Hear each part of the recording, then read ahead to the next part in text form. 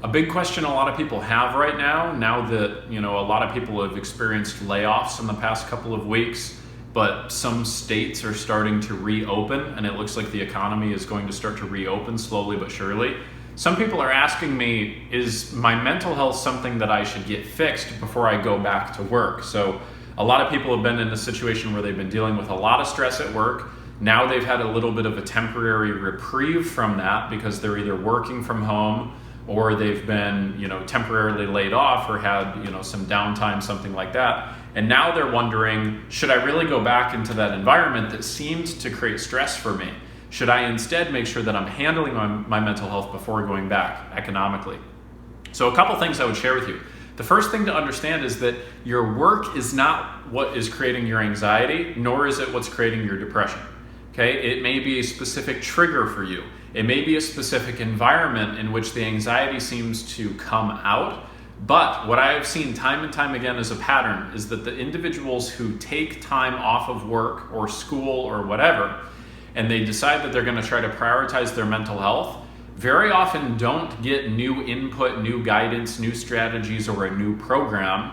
They just simply think that by recusing themselves from the previous responsibilities and environments they were in before, things will improve. And unfortunately, that's just not an effective strategy, because unless you actually implement a new process, primarily a proven process, you're just not going to actually deal with the underlying issues of anxiety or depression. And what that means is that anxiety and depression will come out in your home environment just as prevalently as they did in your work environment.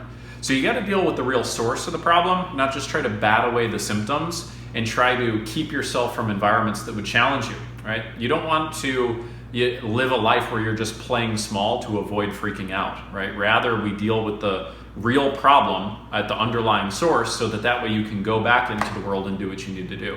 So that's the really important thing for you to understand. Should you prioritize your mental health before you go back to work? Perhaps, but prioritizing your mental health is more than just not going back to work. It means you actually need to find, a model or a template or a process that has actually produced the same types of results that you want, and then you need to implement those steps.